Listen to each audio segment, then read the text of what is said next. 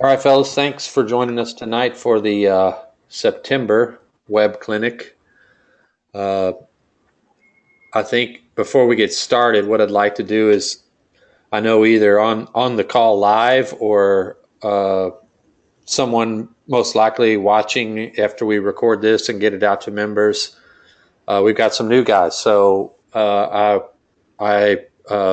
just want you to just remind you that we do this once a month. Often I get a guest, just someone from my network of coaches that I've created, or just basically just ask somebody, hey, would you like to speak to these coaches in our little coaching fraternity on a web clinic? And sometimes I get yes, sometimes I get no response, sometimes I get sure. So we do this once a month, and it's either going to be me or a guest. And so when it's a guest, we try to you know keep the mics muted and let them speak, and kind of treat it like I'm the host, like I'm David Letterman. They're on the David Letterman show, and I just interview them and kind of keep things going. And but when it's just me, I just like to keep it informal. Like I'm not I don't have a speech planned per se. So just feel free. Like if you want to turn your mic on, offer your thoughts. If you're not in a position to do that, there's a little chat function right here. You can type in your question if you miss something. Just I'd like it to feel more like a round table than me speaking. So that speech is for some of the newer guys who are just now kind of joining in. Uh, so the second thing I would say is we're going to talk tonight about these early offense molecules, just like we did last month, but by request by more than one of you. If when I get the same request from several different people, I feel like okay, that needs to move to the top of the priority list and get that done, because it's something that has interest in the membership, has interest in, and something that evidently people are hungry to see more of. So I've bumped this up to the top of the list, and because I did, I didn't really put all the parts that are in that first early offense molecules for the 5-out version uh, in this. So I just kind of just threw this together to get it out to you guys, knowing that you're starting soon and kind of want to get in the planning phase. And I was like, well, let me just slap this down on paper and get it out. And then, uh, I hope that we can maybe make some assumptions, and I'll go over those tonight as far as like, you know, the other book had some transition notes in there and just sort of definition of what all the elements in a molecule is. So I just kind of going to assume that prior knowledge, and we'll just jump right in this pamphlet. So, but real quickly, I'll explain basically. Again, I'm not a scientist, so I don't know if I have this 100% right, but I do know that like all matter on Earth is comprised of elements. You've probably taken chemistry and you've seen the periodic table on the wall. Maybe some of you even teach chemistry. Those elements in different combinations make up everything around you, right? So uh, I kind of made the analogy that like all offense, whether it's continuity, pattern, set play, motion, is really just a recombination and resequencing of some basic elements, right? A cut, a screen, a ball screen, a handoff. Like you just put them in some sort of order, give it a name, and you've got a play or a set or an offense, right? So basically, what we've done is taken these elements, again, borrowing the chemistry analogy, and saying, okay, if we combine or sequence 2, 3 of them in a quick fashion, then we've got what amounts to a molecule. Again, not a scientist. Maybe that should be a compound or an atom. I don't know, but molecule sounds cool to me, so I use that word. Uh, so basically, the thought is of stringing together a molecule of elements, meaning run an action, run another one right behind it, and like much like how a boxer throws a combination, right? There's a jab and a cross, a hook and an uppercut. That that's what knocks their opponent out. the combination of two of those blows landing successfully back to back, right? So when what you're looking at tonight, and if you watch the other video from last month, you'll see that like right off the break, we want to string together pop, pop, pop, two, sometimes three of these elements to form a molecule. So I've given all the elements a name, and you'll pick up on that. I'm not going to run through that again. You'll pick up on that real quickly, and they're all monosyllabic, meaning you can just chat them out real quick. Flip, pitch, hit. One syllable words that should be easy to use as a language, right? The next thing I would say is there's been lots of debate in the chat room, and I've gotten several membership emails from members of like, hey, I like the molecules, but we want to be a 4-out team, not a 5-out team. Could you draw them? How would you modify or change them? So that's kind of what this is tonight. But also before we do that, I would point out if you maybe go back and look at the first playbook, and if you back up and maybe don't mire down in like that they're called 5-out molecules, it doesn't necessarily mean a 5-out offense. You've got 5 lanes filled on the break. Maybe you sit like a pitch get or a flip get or something where that you flip it to the wing. The trail in Main Street, it's a ball screen for the wing coming out of the flip. He rolls off of that ball screen, and now you're 4-round 1, right? So I'm offering the disclaimer that you can be a 4-round 1 team and still run a 5-out 5-lane break using these molecules. So I think maybe I failed to point that out, or not everyone maybe caught that or something. But the break itself is 5-out or 5-lane or however you want to phrase it. But after that first sequence of molecules or first sequence of elements, you roll a guy in off of a what amounts to like a drag ball screen, you're 4-round 1, right? There's not a mutually exclusive 4-out 5-out type thing to this, right? So that being said, tonight what you're going to see is we have like a designated interior player, right? Whether that's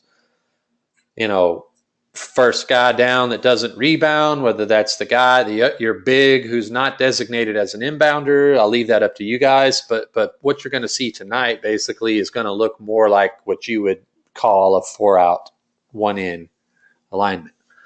I kind of tried to maybe borrow a couple concepts from a couple of coaches and observations that I've made over the past, several years okay, well, if you got this kind of guy, maybe you want to do this. And if you got another kind of guy, maybe you want to do this. If you want more spacing, do this. If you want more of a post-up game, then do this. So I'll go through that tonight. But again, I kind of have the chapters organized by the first element that you employ, right? So first chapter here would be a flip, which a flip is a dribble handoff, right? Up to to the ball side wing. If we're running down our lanes in transition, we got, guys running the outside rails, balls coming up the alley, got a rim runner. A flip is a handoff to the ball side wing. Right? Looks like this. So that's the element. The first element is a flip. And I think I pointed this out last time, and because I won't say rushed this out, because I wouldn't say I rushed it out, but I moved it up to the top of the priority list pretty quickly. So I may not have got it in like a progressive type order, like simplest. Okay, here's a little bit. This next molecule's got a little bit more moving parts than. I may not have done that as well as I did in the first book, but we'll see. I just wanted to get it out. So this first one is just one of my standards, right? Flip get. Some people call it pistol, right? Because the NBA types call it pistol. This combination of a handoff followed by a ball screen for the receiver of the handoff. So basically, when we pick up here on frame 1, what we're assuming is maybe 5 has run down the rim line. We've dribbled advanced the ball rather than pitched it up. He didn't get it, so he just sort of skinnies out to what I call the porch. Some people call it the dunk spot, the short corner. Call it what you want. I call it the porch. So that's sort of like, okay, this is where we pick up, right? That all that's just happened, and I didn't detail all the transition in this particular pamphlet. But he's run down rim line, didn't get the ball, just sort of makes like this cut out to the short corner and stays opposite the ball. So we got an open block here on the ball side, right? All right, so we go flip, get. So a get is like get him open. That's the one word term for a ball screen is get him open, get her open. So flip get is again, we talked last month about how would you call this, or would you just sort of teach the elements and let the kids play and combine them on their own?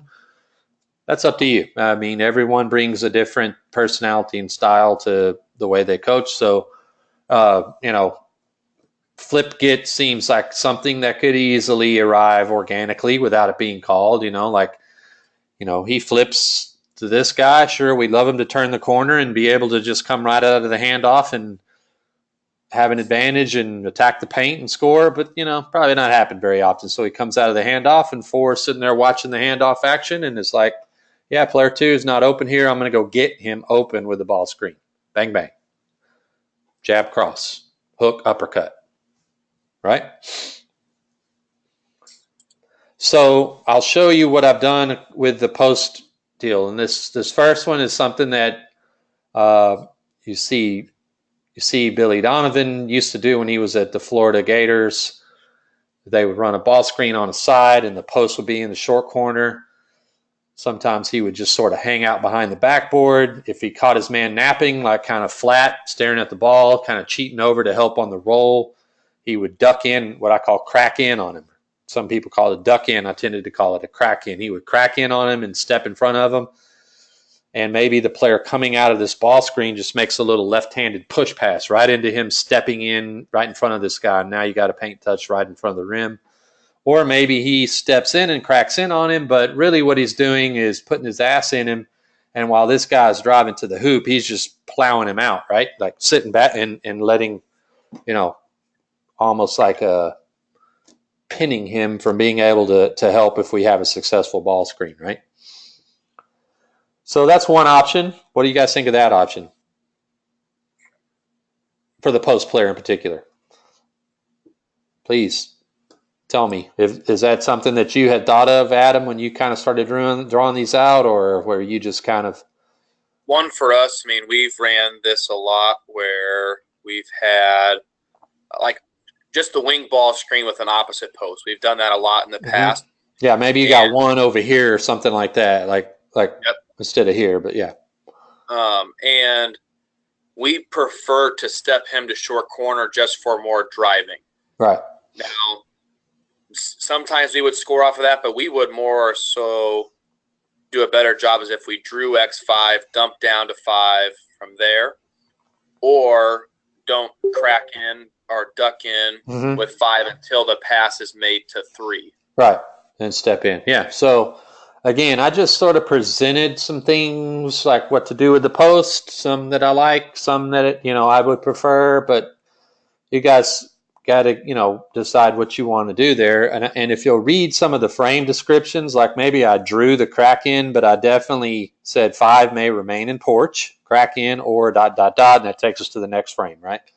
So if he, like you said, like maybe 2 comes out of the flip get, he's got a nice advantage. He's heading for the score, and X5's like, okay, I'm going to show chest right here.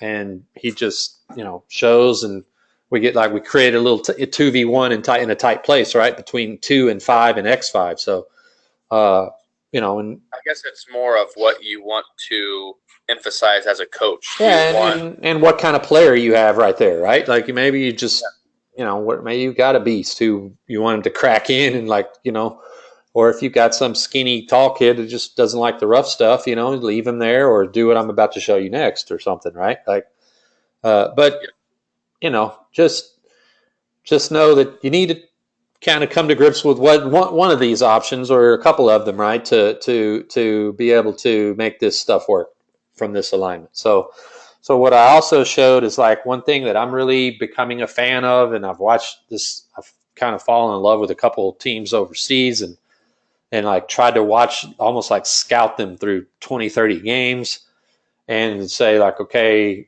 I don't know this coach. I can't find any notes from him on a clinic. I can't call him. He's in freaking Spain or something, right? So I'm going to just like try to figure out what he teaches by watching 30, 40 games. And one things that I see is what I would call a common end point, meaning if these three players that I call the three amigos, right? They're the three players outside of the ball screen. So four and two are in the ball screen. 1, 5, and 3 are the three amigos, right? It's pretty common. It definitely reinforced my observation watching the Eurobasket is that overseas, evidently from a young age, they're teaching the common endpoint of for these three players. If you see a ball screen set high wing, middle, true wing, you need to form this. You three have got to form this endpoint, right? So that's kind of what I borrowed here. Like we see this ball screen, and that just means we have to get like this. Whether I can shoot, whether I can handle the ball. I've seen them take Marc Gasol out there, right? Spain, like that, he'll be down in here. They'll set a screen right here, and he just gets out. And he can't shoot, can't handle it. Not a great. He's big. He's a sloppy big, right? Marc Gasol, right? But he goes out there. Why? To give this ball screen a chance to have success, right? Like the gym is not going to explode if your 5-man steps outside the 3-point line. I promise, right? It's not going to spontaneously combust, right? So I drew that in because I like it. You may not. If not, ignore it. but like crack in, stay there, whatever. But I like the idea of sort of creating these common endpoints based on the location of the ball screen, right? Knowing that, hey, what would be the toughest decision for my player if I moved out here, right? He's got to help, long recovery, that sort of thing. More space in the lane. I give this guy a better chance to score at the rim by I'm not defending my own teammate by plugging the paint, right? Yeah, just something to think about. And I won't harp on that. I just wanted to point it out on this first frame. Just gotta come to grips with one of these things that you want to do with that interior porch player, right? So there's flip get. Again, combining flip get, combining flip here with a pitch. A pitch is, I guess it's a dribble handoff. I mean, I kind of rode the fence there. It's sometimes it just depends. It could be like just a little toss, right? Or it could be like a true handoff. But basically, it's almost like a weave, right? Like if you can follow frame 1 to frame 2, like we're flipping and pitching, and maybe it's 2 or 3 feet from you and just toss it to him, whatever. But flip, pitch, hit. Hit is a wing pass. Well, I'm hit the wing, right? We hit the wing. So we go flip, pitch, 4 takes it, he hits the wing. Again, we're putting in some find use create principles here of when 4 comes out of this handoff, right? When he comes out of this pitch and 1's in the corner, he's staying in the corner. He's not just going to run the play. He's staying in the corner because for all we know, 4 is going to take this pitch and drive right down the lane line and score, right? That would be like flip, pitch, go, right? That's awesome. But, if he doesn't have an advantage coming out of this pitch and he keeps sort of dribbling at me and looks at me, then he flashes to the single gap and I hit him with a pass. I think I had a question. Anderson. Are the guys that have been working on this giving these combinations names such as pistol? Oh, okay. So I think, thanks, Adam. You got him. Yeah, just, all right. So anyway, here's flip pitch hit. So what we're hoping to accomplish here is that when if he holds his horses right and lets this guy come out of the handoff and lets this guy come out of the handoff and hold your horses in the corner. Don't just autofill, right? We're not running a play. I'm waiting for the cue. He looks at me. He's not going to use this pitch and get downhill and drive. He's going to look at me. That means I've got a short race against my defender. I want to win the short race. I catch the ball. Maybe when I catch it, if I got a step on my guy, I'm just going to go. I'm just going to knock it down and go middle. Right? If X1 maybe tried to beat me to the spot, but the ball got through, and so he's between passer and me, I'm just going to rip it and go baseline. Right? I'm using the small advantage presented by this blast cut on the wing hit and going. I'm not going to stop and hold it and triple threat and, just use the small advantage. If you're matched, meaning, the race was a tie, I catch the ball at that wing and I'm matched, then 4 could go get him with a ball screen, right? Again, we got to find out what we're going to do here. We either can crack in, we can stay there, or we can, again, this would be backed up. But when I watched the Spanish league teams, I've looked for it in the past few days in the NBA. I was like, okay, I'm seeing a pattern here, right? Like we're a Spanish league team. Okay, then I watched Utah Jazz the other day. They do stuff like this. The Utah Jazz, anytime they set a wing ball screen, those 3 amigos know corner, high wing, slot, right? It's like an automatic. Again, that's Rudy Gobert. He can't shoot, can't handle it. Doesn't matter. He's getting the hell out of there. So this has a chance to do something, right?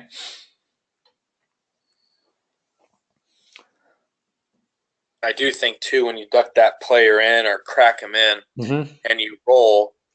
I mean, you got 6 guys within a little 4-foot box, maybe.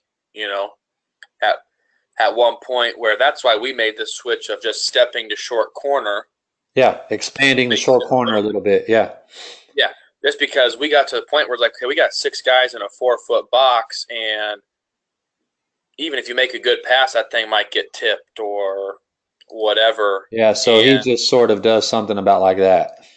Yeah, just to space it. But I like that option. I think if you don't care who's posting up at sometimes, that might be a good way to get somebody else in the post too. You just go out and now 4, you're the post, and we kind of just adjust spacing from there. And if you have that personnel, but well, one of the things I'm seeing with the predominance of like saw it in Eurobasket, went ahead and got online and logged in and watched a bunch of NBA pick and rolls past few nights. Of the people are using the rescreen and the left. Almost everybody is now. So if we get to a wing pick and roll, we're not wondering if we have an advantage. We have one, because if I use it, he goes under. We're twisting, and we'll twist 17 times right here till we get an advantage. So really, what's going to happen after this wing ball screen is basketball, right? Not plays over. Because if we twisted it, we got him, he goes under, we rescreen it, he goes over, we will have an advantage. Play's over, so all the scripted X's and O's are over. So now this guy's coming with an advantage, and one of these 3 dudes are going to have to stop the ball, and then now we're just in basketball, pitch, shot, right? Hit. Kick it out to the weak side, shot. If they close it out, drive it. We're just in basketball now. Right? All right. Yeah, we're not trying to get too cute in X and O all week, right? We're just get this advantage, All right, let me go back to the playbook review. Oops, sorry, preview. There we go. Flip, pitch, hit. There it is.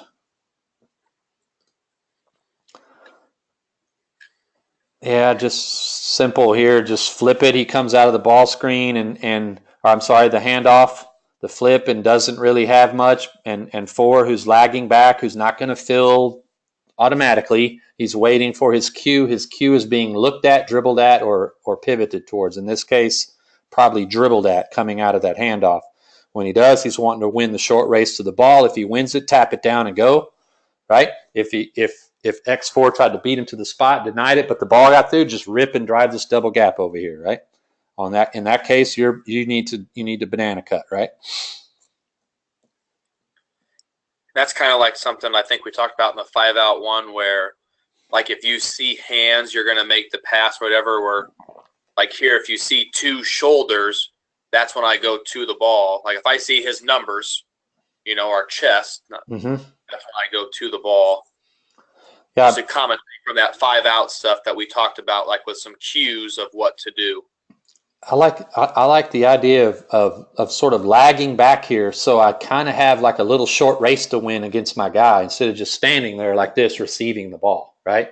Lag back while that flip's going on, like get all the way back over there by the sideline if you want, right? And then when he comes out of it, now I can win a race to the ball, and like if I win it, I'm just going to tap it down and go, right? If he beats me to the spot, but the ball gets through, he's got that outside leverage. I'm going to take that. I'm going to just take this path right here. Just rip it and go. And if we're neutral, right? If the race is a tie, I catch it. He's there, right? We got to get to another action, right? Another element. All right, cool. So let's keep going. Flip, swing, cut. Flip, swing. I like this one. It's sort of like a draft drive thing here. So we flipped it, we've swung it, and then as soon as he passes it, he cuts, and now we've created like super gap space. And I could have probably drawn it all on one frame right here, but I didn't want to get it too cluttered. But like I would want him to just drive right off of his, what a draft drive is. Like he's cutting, and I just drive right into this space right off of it, right? Like a pick route in football, right?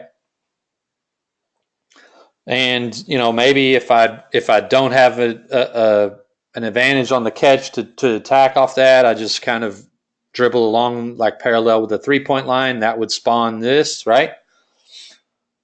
Hand it off. Yeah, flip, swing, cut. Flip, swing, cut. I get that, and that we flipped. We swung it to 4. 4 doesn't have the drive or the handoff. He starts to dribble at 1 blast, and we're right in to tap it down and go, rip and go, or get him with the ball screen if we're matched, right? For some of the guys that are newer, like what we're talking about when we say matched, does mean like you catch and you blast cut to a spot, and when you catch it, like you didn't have a lead on the guy, you're matched. Basically, I don't know, how would you say it? Neutral, like it's a push, right? Like he's there. What we're trying to get better at, though, is recognizing that most of the time on a dynamic catch, meaning I'm moving into a catch, I have some sort of advantage I can exploit, right? Whether he's trailing or lagging behind me, I'm going to do. If he's like, I know the cue, I know the starting gun, I know when it's going to go off. It's when he looks at me or dribbles at me. So boom, I may be slower than this guy guarding me, but because I know, I get 2 steps before he even moves, right? I catch at this wing spot, and he's still a little bit behind me. Well, just go. Like, don't hold it and let him square back up, right? Like, we have an advantage, even though it might be 6 inches, 1 foot, 1.5 feet. It's an advantage. Let's use it, right? If he tried to beat me to that spot, but the ball got through, well, he's out of position to defend a rip and go, right? So that's just sort of maybe cleaning up some stuff for some of the newer guys. So flip, swing, cut, it might lead to any of these things: a hit and rip, hit and go. If he's matched, we go into a ball screen. Again, we can crack in, stay there, or form that end point, right? Flip followed by a pitch. Yeah, this stuff, I kind of started getting into some kind of cool misdirection stuff here where we go flip, pitch, and force coming out of it, and maybe, we get the defense thinking we're going back to this side to hand it off or hit him with a pass, and we pivot and swing it back, right? We move the defense that way, then throw back against the grain. Again, because it's misdirection, maybe the defense is pulling from toward becoming help side, and we swing it back against them, and they've got inside leverage, so I get this pass, so there's no one on outside leverage, so I rip it and go, and that would mean this guy's got to go. Again, if he's matched on the catch, meaning he doesn't have an advantage on the catch, we got to get to the next action, so perhaps your guy can run out of the porch and, we're not going to hold the ball, gets to a 3 count, we're going to use something to get us going, right? And we're already sort of in this spread ball screen endpoint. Boom. What do we got here? Flip, pitch, hit with a flare. Oh yeah, screen away. So we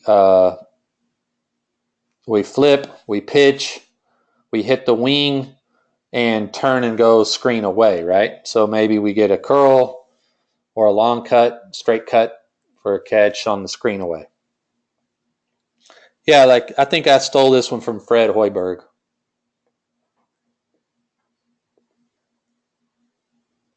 I remember seeing who's the guy they had, plays for the Pacers now, Niang. He was good at this spot right here. He would throw his fist up like he was going to go ball screen for Morris, like they've done off this action 5 times in the game already, and then turn back and fake and screen for this guy. And they, one of those little white boy that can shoot, come right here and catch it, or curl or something like that, right? I'm talking about Iowa State, not the Bulls. Same difference. So I think they still run it. But yeah, so those are flips. Any questions on flips?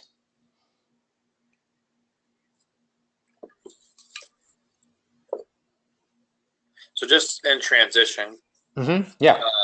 And I think, like we talked about it, you're going to go, your rim runner is going to go, and if they don't get the 1 to 2 to 5, then just leap to opposite porch, right, rather than go ball side every time.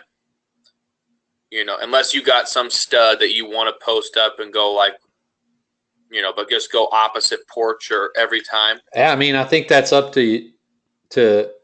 I mean, that's interchangeable. I mean, yeah. Team could be different. I think that could be a personnel-based decision, or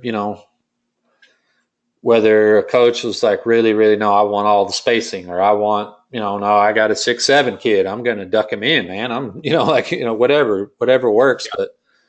But a couple other concepts I've seen. I know Butler, they'll run a rim runner, and like you said, if he doesn't get it on the dead run, he doesn't even stop in the porch. He just goes on out to the corner, the backside corner, and the guy that ran the backside rail just bumps up to high wing. Yeah.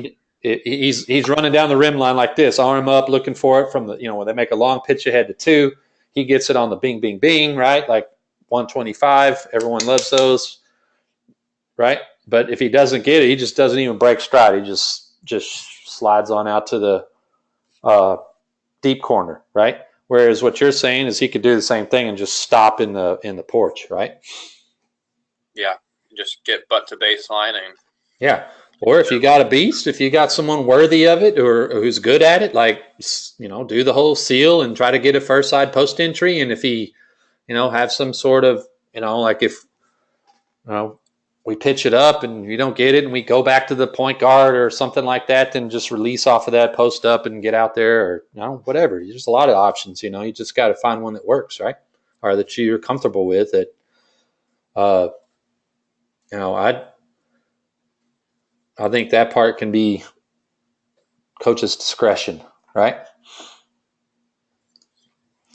All right, so we're on pitches now. A pitch, different than, it's really kind of the same in mechanics and Prince. It's a dribble handoff more or less, but but instead of toward the wing, we're crossing over and like going in toward the nail and getting this overlapping run right here where we drive middle and we overlap, right? It may be sort of like a rugby-like toss. It may just be simply the guy's got in his left hand and he just kind of tosses it to the guy. Who, I'm not a super bogged down in details stuff. Like just get it to 4, whatever. But if you want him to do it a specific way, like jump stop, bucket, rugby toss, handoff, whatever. Just get it to 4, right? I would like. Sometimes, the dribble drive principle is they want that to the guy to catch it kind of going downhill, right? To where it's what he calls a negative toss, where instead of how I have the arrow almost vertical or a little bit positive, like a little bit on that side of 90 degrees, he wants this guy to like almost like toss it back behind himself to where this guy catches it, runs into that toss and takes it. But just that's, again, another on the detailed stuff. You guys do what you do on that. But yeah, this one, I think I started with the most simple one here, like pitch go, like just pitch. Maybe a lot of teams, especially at the high school level, help one pass away, right? Like they're X4, you cross over and look like you're going to drive even a little bit inside the 3-point arc. Their X4 is going to like jump in there and show chest and like stop that drive. I've texted and direct message and tweeted some of the pack line gurus and asked them what they do on pitch with the Euro cut behind it, and like to a man, they all say, we just hope people don't run it. Jim Boone, like the pack line guru, is like, oh, that's tough, right? We hope people don't run that. So, because you follow your rule, stand there, show your chest. You're going to guard the ball tough. So right here at the point of this arrow, there's 2 people on the ball, and we Euro cut behind it. Right? So hopefully we get a lot of pitch goes into this big gap space, right? And then we're just reading, does X2 help? Does X5 help? Or if no one helps, we score, right? Pitch flip. So basically, like we come out of this Euro cut behind the ball. We don't really get going downhill maybe. So we just dribble parallel to the arc. That means he's going to blast. I keep dribbling. He keeps blasting. It sort of turns into a handoff. Yeah, this is basically a weave, right? And then we just come out of this with an advantage and score. 5's got to get somewhere. Let me make sure I didn't miss anything down there. Nope. Pitch, hit. Yeah, so we come out of the pitch. Don't have an advantage. I look at player 2. Again, 2 holds his horses there in the corner, right? Like don't fill. We don't auto-fill. We're not running a play, right? Stay there. Wait, what's my cue? I get looked at, dribbled at, or pivoted towards, right? So if I see he's coming, he's not going downhill. He's coming at me with a dribble. Now I can blast. Win the short race to the ball. If I do, take it and go, right? If it's a tie, we're going to run right into a ball screen, and we got all those options. Either he can duck in, pop out, right? Like I have drawn here. I like this one. I could see this one materializing quite often. Pitch, pass it to the wing on the break at the wing, on the blast cut, run right into a ball screen. I could see a lot of slip opportunities being available here, right? First let's talk backdoor. Like he makes a blast cut and X2 gets over the top, like how my defense would try to play it. Like I'm up the line, like I'm not letting you get this catch, backdoor. Just stick your foot and go backdoor, right? Or maybe a hard hedging team, the X4 jumps out there and I just throw a fist, but I just slip to that open block and we we fake the screen and slip read, right? Pitch swing is another misdirection thing, right? So we pitch, we come out of it. Maybe when we take a dribble or two toward our right and throw it back, right? And get the defense sliding this way, throw it back against the grain. They're going to have that inside leverage when I catch it, so I'm probably going to rip and go and drive at 5. He's got to relocate to the cleanup spot on the backside. If we swing it, no advantage, we're matched, right? We're not going to back it out and look at coach, right? He's matched. Everyone else is watching. Is he matched? Does he have an advantage? Is he matched? If he's matched, let's get it. Let's go. Let's get to the next action.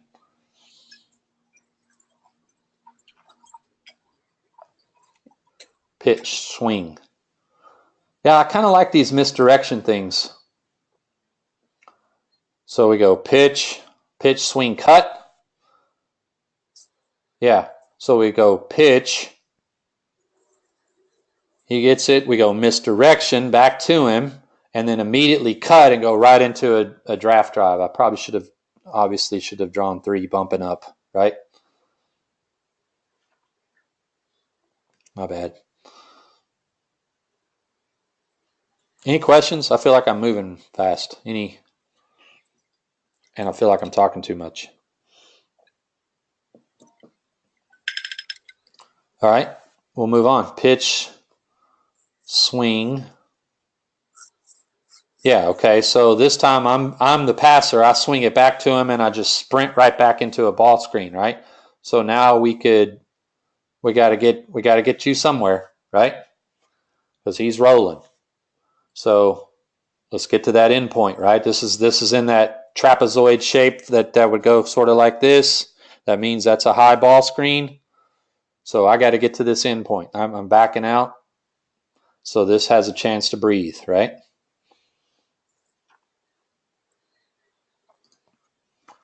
Push. Okay, that's all the pitches. Any questions on pitches, or anything else?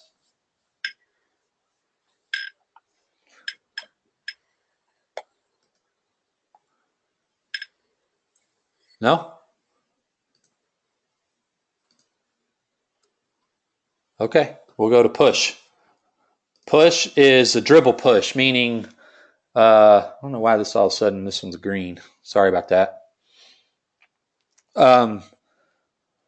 Push is a dribble push, like we come down the court in transition, we don't pitch ahead, we sort of dribble into our offense, and we're going to dribble it down. Like usually when I draw a dribble push, I draw like a dotted line at free throw line extended, meaning we're going to push down below the free throw line, or at least to it or just below it. And like usually I've seen teams give like a nonverbal, like he'll just sort of do like this and wave it like go through, or I've even seen teams do like this with their hand, like they're pushing the ceiling, right? Like to show it, like he's dribbling with the ball in his right hand, he's pushing to show too, like, hey, push through, right? And then he sort of then gets here and sort of maybe turns and gets his hips facing the rim, right? And so we would go push, get right off the break into a wing pick and roll, right? So again, not to be repetitive, but he can stay there.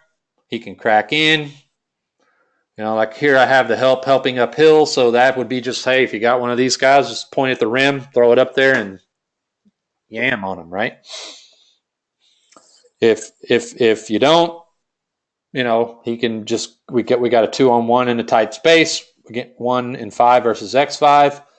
If he we want to use that endpoint thing. I think I have that drawn. Yeah, like wing ball screen. Wing ball screen tells the 3 Omegos you must construct slot high wing corner. Right? Like if the rules allowed, I would want these 3 to go stand in the 4th row of the bleachers, right? But they at least have to stay on the court. Right? So for player 3 right here, if he was going to make an error, I would want it to be that way, not toward the screen.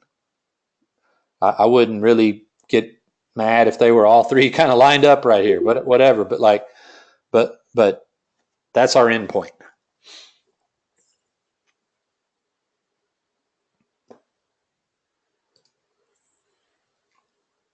And I've been noticing too, some of the Spanish league and the Eurobasket and NBA teams is like, a guy's a little bit late getting to where he should be on one of these endpoints. Like they got a high pick and roll or a wing pick and roll, and like the players were here, and like the pick and roll's already started, but this guy's kind of still moving to one of those endpoints and still works out for him, right? Like, so that concept is attractive to me, right? So anyway, here's another push swing with this kind of unique action that was. I couldn't get many guts in the 4 out as much as I could the 5 out because I don't know why, it just didn't organically pop up. But this, what I call a gut, or not what I call, but what a lot of people call a gut, is this cut like right up the gut, where we've pushed. Instead of pushing through the corner, he sort of hides out under the basket. We throw it back, and then 4's got the ball at the top of the key, and 2 just on that flight of this pass, 2 just starts sprinting right up the gut and takes the handoff. And if his man were to trail him, he just goes around and drives it, right? If his man sort of cheats over there, he's going to give him the ball and then twist and ball screen, and we got to either crack in or get out or stay there or whatever, right?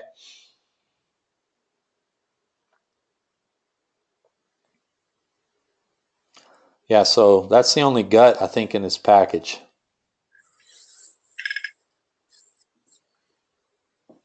Yeah, this one here just kind of turned into essentially a clear out, like push, swing, and then I'm going to cut, and then basically there's nobody over here.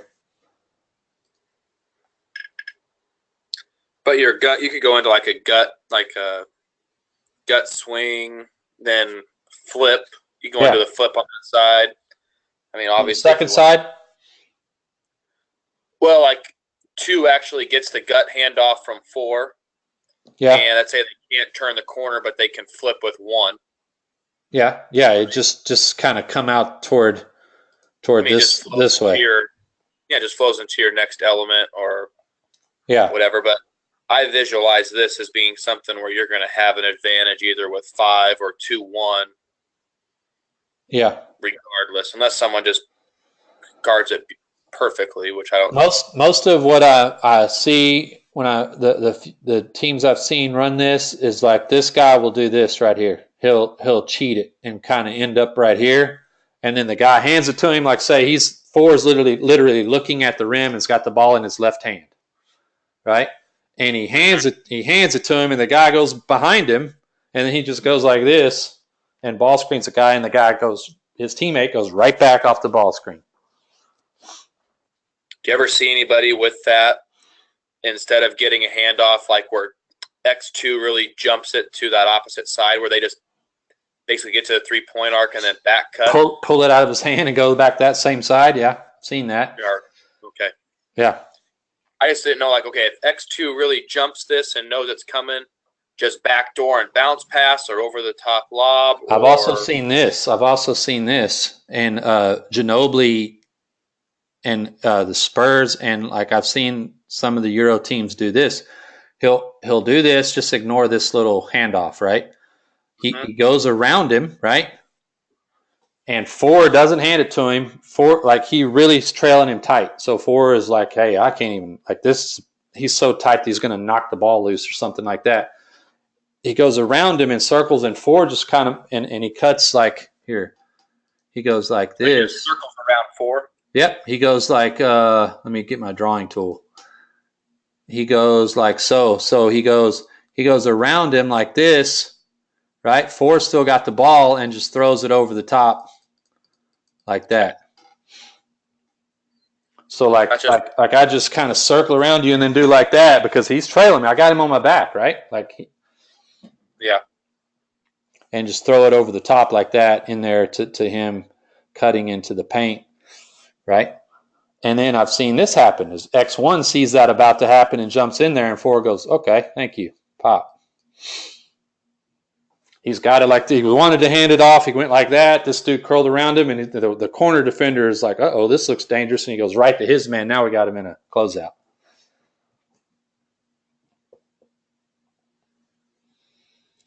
All right, let me dumpster my drawings here. Erase all drawings. Good. Question, do you feel like the push is harder to run in transition as opposed to after a dead ball?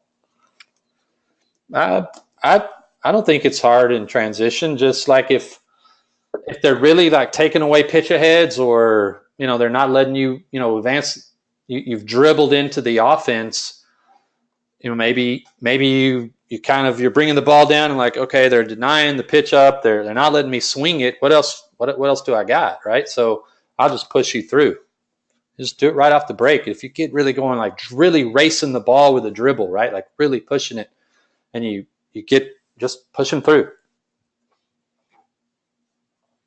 One thing that Wall and I were talking about on this, because a push and a gut look similar to the same thing, is if you want to distinguish them, you could have a different hand signal for gut, like hit your gut or whatever. Yeah, rub your belly. Card, yeah, like, hey, let's hit a gut, Yeah, that's a good idea. So if I'm dribbling up and, he instead of pushing to the corner, we got a signal like I slapped my tummy or something. Yeah, that's cool. Yeah, I like that. But I see a lot of teams push right off the break. Like he just brings it, he's bringing it down, he's racing the dribble like the old Steve Nash Phoenix Suns used to do it all the time. Spain does it a lot. He'll dribble and they'll just go like that. They just give him a signal. He might give him that signal way back in the backcourt. We're choosing to do this. Like, get out of here. Give me an empty side. Australia did it a lot in the Olympics. They'd wave the guy through. Deladova would wave the guy through, or Patty Mills way back here, and then like kind of slow himself down at the half court line and then go hard again and just have that side emptied out and try to take him with his right hand to the hoop.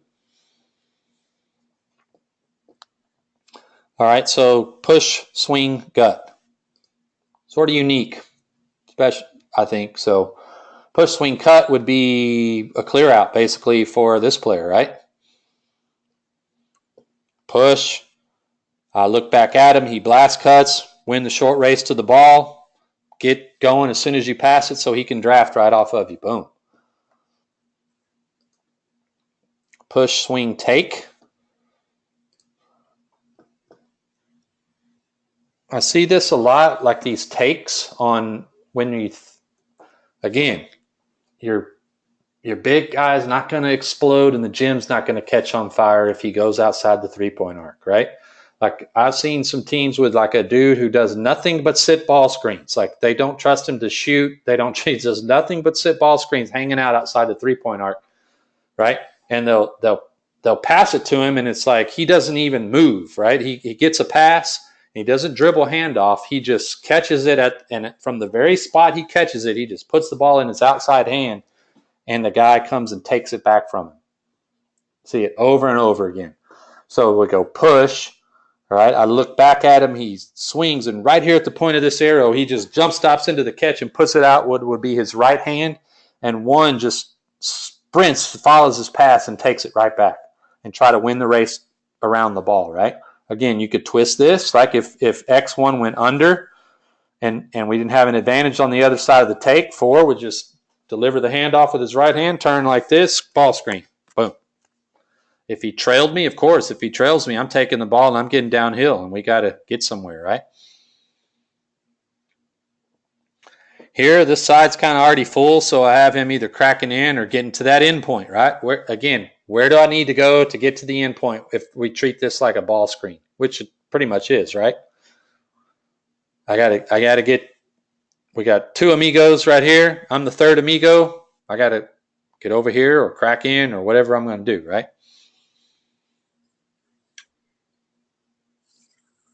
All right. Let's keep any questions on push other than the ones we had. I like the pushes, man. I think they'd be fun. And if you got a really good point guard, like that's your best player, I'd use the heck out of him. Like you want the ball in his hands because this other stuff, he flips it and he may not ever get it back, right? So I use the push the heck out of it. Like that when Steve Nash was in his prime, they pushed all the time. They wave guys through. Amari Stoudemire run over there and get him a wing ball screen, and they play off of that, right? All right, swing. Any questions? I'm sorry, anything on push before we move to swings? Swings, just like it sounds, just Swing the ball. Again, if we're able to swing it and we're playing like a deny team that's got this outside leverage, but the ball sneaks through, right? We're going to rip and go. If we kind of lag back and we're trailing a little bit, and I feel like I can cut to the ball and get downhill, like maybe they're sitting way back here or something like that, and I can cross their nose and get to the ball and slap it down and go. Let's go, right? All right, so that's probably the most simple swing, right?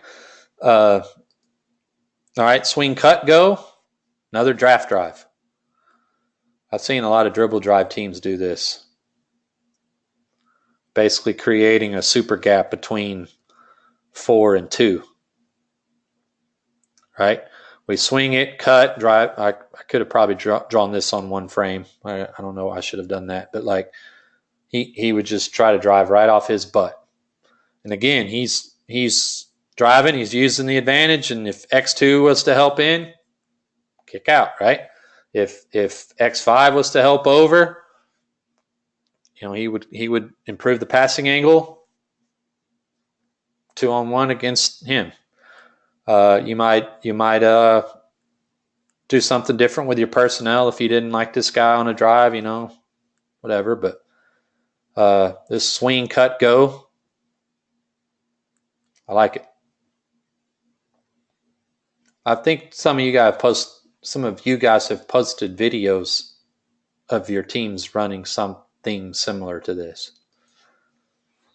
Swing, cut. Again, like if we wanted to go swing, cut, go, but we didn't really get a good downhill drive, we're dribbling parallel to the 3-point line, right? So player's in the corner, he's staying on the corner until he's looked at, dribbled at, or pivoted towards. So he's being dribbled at right here, and he cuts out of the corner. And if he keeps dribbling and I keep cutting, it sort of just turns into a handoff, right? And we still attacking that gap space. Again, if we come out of this with an advantage and we're driving at 5, he needs to get somewhere. All right, let's keep moving. Swing. All right, here's some off-ball action here. Swing down. So a down is a down screen, right? So we go swing down. Again, 2 can back cut that if he's overplayed. He can curl it if he's trailed, or straight cut it, and that can flow right into a flip, right? So basically we're screening for the handoff receiver. You follow me? So we swing it. I swing it to you. I set a down screen, right? Mm-hmm. And we're basically screening for the handoff receiver if we don't back cut it or tight curl it, right? You could force a cut. You could tell your guys we're going to back cut, right? Say that's our rule. We're back cutting tonight. And then the screener could pop back, right, and take a handoff. I don't have that drawn, but like it could look like this. Like say they take this cut. Say they take we're dictating that they're going to cut, back cut. This cut right here. Why isn't that working? All right, and then the screener would just pop back and take it. Oops, yeah, it works. Okay, so yeah, if 2 took the back cut, the screener would just pop back and take the handoff, right? If we didn't throw the back cut. Everybody follow that? Mm-hmm. If they tight curl and we don't throw the tight curl, then this guy could take it second, like in most motion teams, if we have an inside cut, we got an outside cut by the screener. So we down screen, he curls me, I'm going to pop out like that and just sprint right into a handoff from 4, right? The screener would. But if he straight cuts it, really doesn't matter. We're basically then we've just screened the handoff receiver to take the ball from 4, right? To take the ball from 4, got an advantage. If they go under, maybe we flip that or we twist that and turn that into a ball screen, right? If we got an advantage and we're getting down the lane line, this guy's got to go somewhere, either there or bump out or something, right? All right. Pretty fun stuff right there. Swing, and then you could bottom guy screen for top guy in a flare screen. Swing, flare. Throw it over the top of the 3 to player 1, right? Or if we don't, the screener's just going to second cut out of he's going to set the screen and then, hold the screen, let the guy clear it. Maybe your guy had to hedge a step or two to defend the cutter. Well, you just run away from him and take the ball. Swing, flare, take. Swing, flare, take. Roll out of there, crack in, get to the corner. Treat the takes like a ball screen. So if I'm holding my position and I've got the ball in my right hand, I'm basically ball screening, right? So he just like he takes the ball out of my hand, I'll roll, right? If X2 goes under and 2 takes it and we got no advantage, I'm not going to roll. I'm going to twist and rescreen, right? All right. Hit. Any question on swings?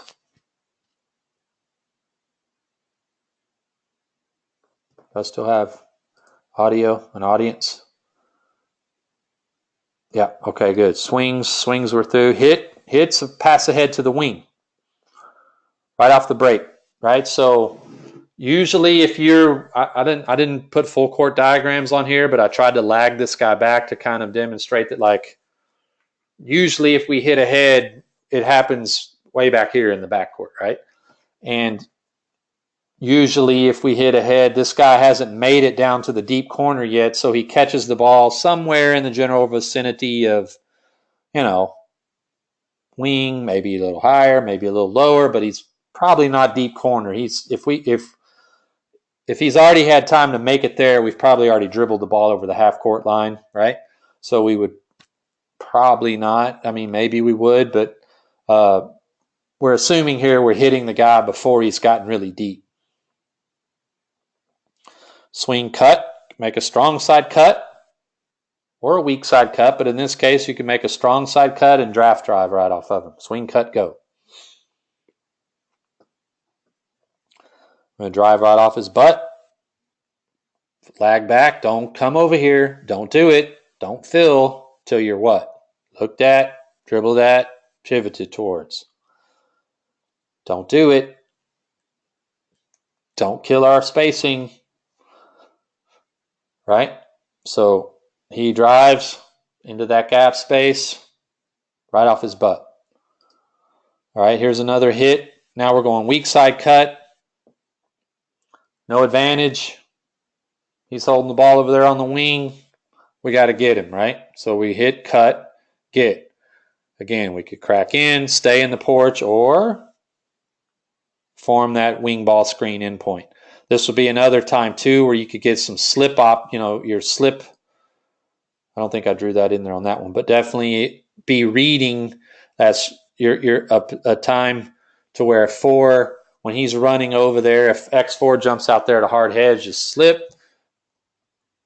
Right? Slip. What else? Slip. Reject.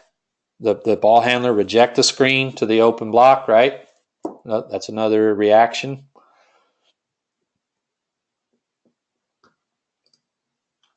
.33. All right, so hit, cut, pitch. So we go hit, we've cut, we deliver we take a drive here, maybe X4 shows his chest in there to help seal that middle drive, and we Euro behind it to make him pay for that decision, right? We cut behind it, and now we basically got a pitch to a cleared outside.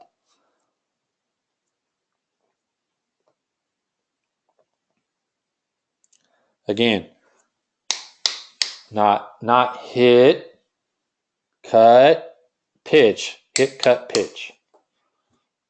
Throw combinations.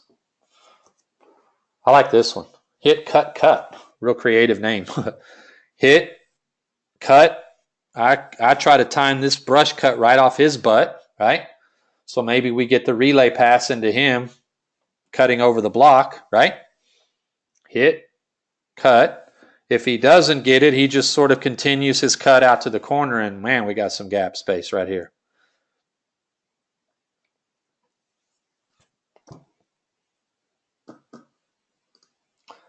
hit, take. This looks like pistol, right? Sort of like the 21 series or hit. I follow right into a take. If I hand it off to me, away we go, right? If I don't, if this guy keeps it, we can go ball screen for him. So that would be hit, take, get, right?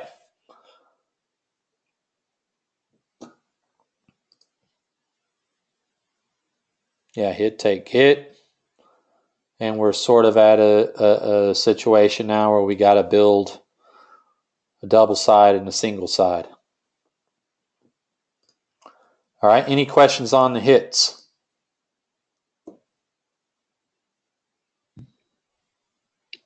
No, not at all. Good stuff. Okay, cool. All right, so we'll get to the last chapter. That's get, and that's just simply a ball screen. So like it would look like a drag, right? Like maybe we didn't pitch ahead, we dribbled into the 4-out shape that we're accustomed to, right? And I don't really have anything. Maybe it's a dead ball or something like that, and we're gonna just straight get. Sorry, one word name here. Get, roll, right? Again, we gotta figure out what we're gonna do here. Crack in to seal him.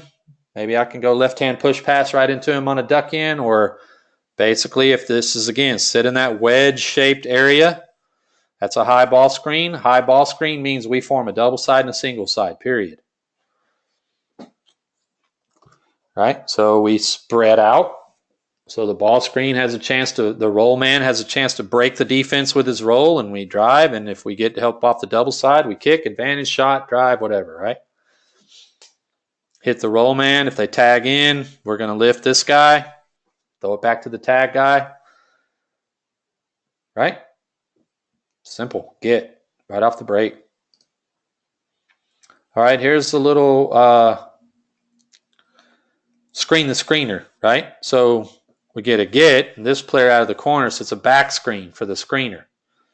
We got to clear it outside. Maybe you get like a lob play. I think this would be a good little after timeout play or something like that.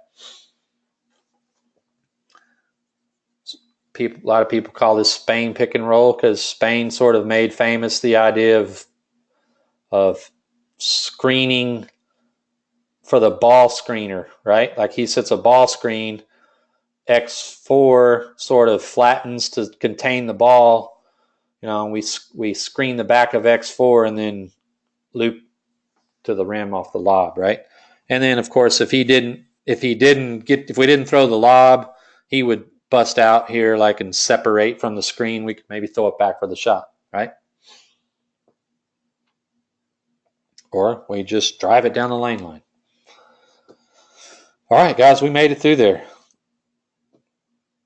Sorry if I went too fast or repeated myself or whatever, but I think I wanted to get through it all. Any questions? Let's talk. We got 15 minutes left. Yeah, I got one, Coach. Who's speaking? Nathan Wall. Nathan, gotcha. Yep. Do you ever see a situation where your 5 would come out and set a ball screen to get a set a get?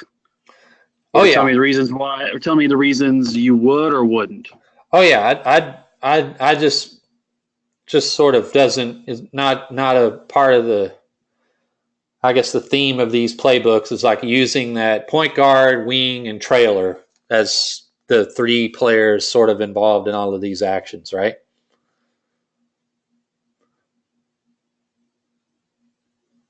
That's sort of the theme of the 2 books. But yeah, I mean, like you see, if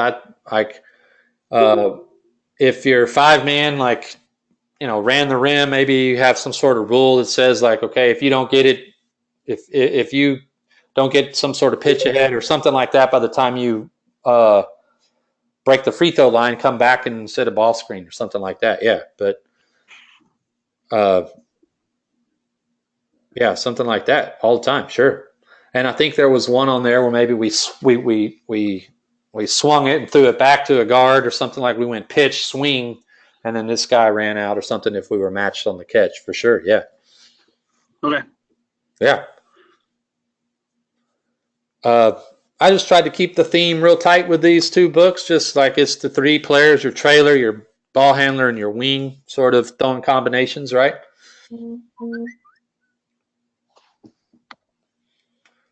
Yeah, good question, though, for sure. Okay, that makes sense. Thank you. Yeah. Any other questions? What do you think?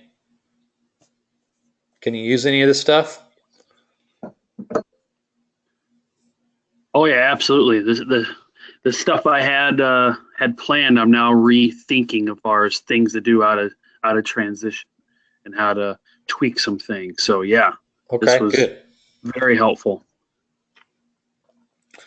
Of the two, which do you guys prefer the look of, the first book or this companion here? This companion, I think, the 4-out stuff. Okay. Cool. What reasons why?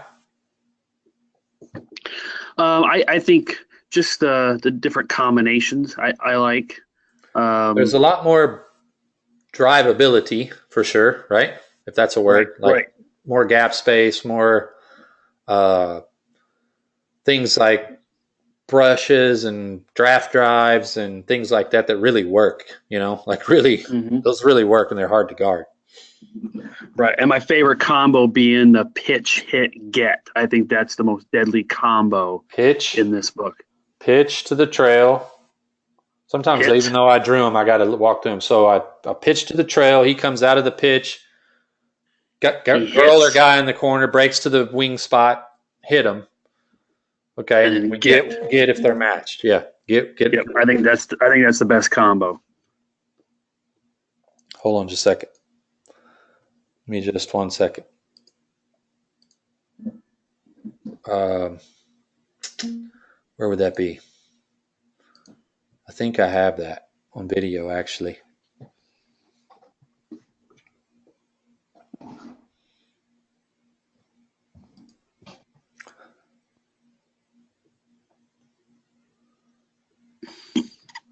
Give me just a second. Sorry. No, you got time. No worries. I think I have it. Let me find it. Yeah. I might not have the naming quite as tight because I was borrowing somebody else's terminology instead of my own, but so the naming might be a little bit different.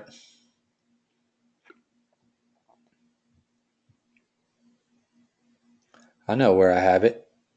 Hold on. Here, we'll watch this first, then I'll show you where I have it. But this is sort of like some of these same concepts. Again, the namings I was using, so there's a pitch, swing, instead of what he calls mix, and then like he's matched, so the 5 runs out, right? Mm-hmm. Pitch. What he calls mix, I'm calling swing. He's matched, no advantage. Spread ball screen, right? Mm-hmm. See what else we get. Pitch, swing.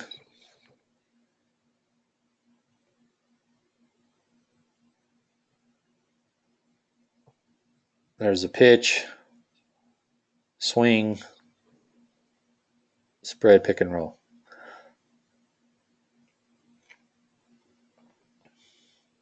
All right, so here's flip, pitch, hit. So see, my language, I was using what they called instead of kind of making it my own, but like here it is again. So this would be flip. He's going to flip to the ball side wing. He's going to go into a pitch, hit, matched, right? I would want him to rescreen that. I want Niang to rescreen that. I'll show you. Right? All right, so bam, he's going to the screen. The defender goes under. Morris comes out, no advantage. So go ahead and flip right here, like get him, bring it back. Now you got a good screening angle. He's going to go over, right? And we would attack the open block.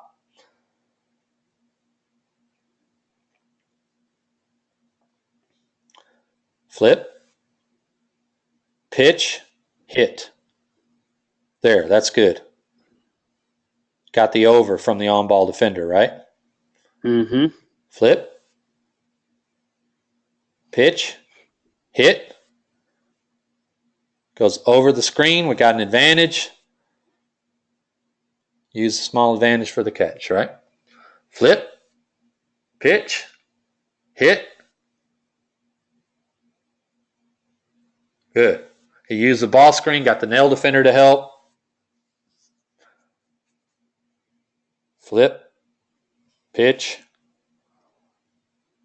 hit. All right, so see, look at they keep their post in, right? On the wing ball screen.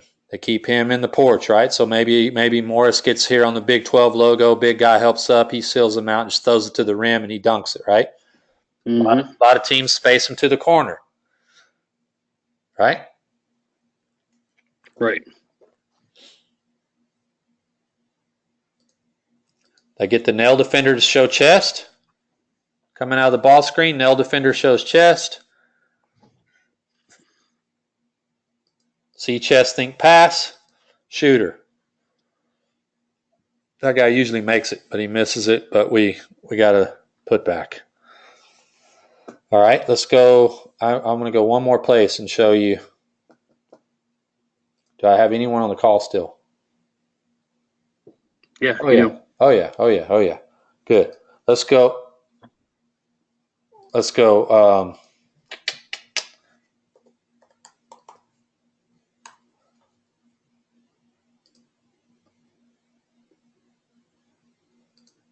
Oh, yeah, I'm logged in. That's good. That's good when that happens that way. All right, this is actually a guy who's been a member and does a lot of one-on-ones. Doesn't really participate in the chat room, but he's coaches up in New Jersey. This is a high school team, and this is him doing it after we had this conversation last year, right? Mm. It's a GIF, so it'll just play over and over. So there's pitch, hit, get. Yeah, that's the best combo. I love that combo. Pitch, hit, get. And his big can shoot, so he popped to the corner, right? And he's got Billy has this guy here. He's a foreign exchange kid, and he just sort of stays in that porch instead of spacing out. But you see these two guys space, and he's kind of, if looking for some action. Hopefully, get my man to help uphill on something, right? Mm-hmm. Hang out behind the defense and dunk something, right? Right. Pitch, hit, get.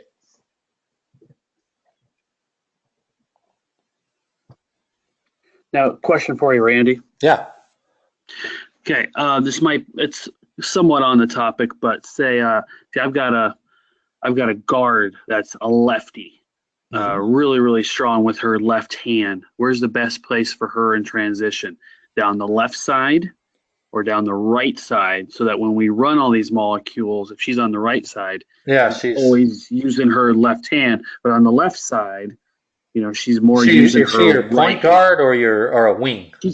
She's a two guard, and she's super fast, and she gets down the floor in a hurry. All right, so I would probably play her on the right wing then, because if you think about it, like if you think about it, like if you're flipping on the ball side, right? If you're outlet to the right side, running most teams are right-handed, right, off the break, right? Right. So you're flipping to her, coming out of a handoff with her left hand. Right. Yeah, I don't know. Maybe you just go back and look at the diagrams and plug her in and go, okay, here she'd be with the left hand. If I put her here, she'd be with the left hand. I also think I only drew these molecules and everything like on the right side of the court, but you need to be able to do them on the left side because there's plenty of times you make the outlet to the left side of the court, right? Like we shoot or they shoot, we rebound on the left side of the court. We get our point guard to the left outlet box and run our break up the left side. Right. Yeah, you're absolutely right. And ideally, you want them to use both hands equally, but that's just not happening right now. So yeah, just look through them and plug her in. It's okay. Here she'd be left hand. The answer will come when you study them a little bit better and plug your players in them. But I know if I'm on the right side and making middle drives, I'm using my left hand, right? Right. If I'm on the left side, making middle drives, I'm using my right hand. Right. Whether it's driving out of a handoff, a ball screen, whatever. So like see number 10 right here, he's driving left-handed. Mm-hmm. So hey, Randy. Yeah. Hey, sorry, not meaning to interfere, but I had a lefty dribble drive, and what Nathan's, I think, asking is it still seems so foreign to everybody trying to guard it. And he wasn't extraordinarily quick. He was a little bit of a thumper and a little bit of a downhill guy and bought into the dribble drive mindset. But he was smooth and just, timing was good. And it just like everybody watched him almost. And, even good defenses, they just kind of some hesitation there. And it seemed like it worked him going right to left as much as we could. But so I think there definitely is an advantage there. Can be. So you're saying start him on the right so he's attacking with his left. Right. Yeah, the pitch to him was unreal. Just how many times a game, a couple, 3 times a game that he got it, and then catching it on the wing, on the loop on the right side. And it just throws a wrinkle into everything. Especially you get in a pattern, you get in a habit, especially as kind of predictable as dribble drive can be. Mm-hmm. They, it's just a total, just turnaround. And had a lot of success with it. Right. Good. Thanks. Yeah, that makes sense. All right. Anything else, fellas? All right. I don't think so. Okay, cool. Well, y'all have a good week. I'll get this emailed out and this video emailed out, and it'll be yours forever. Cool. All right. Thanks, Randy. Yeah, no problem. Thank you, guys. All right, bye.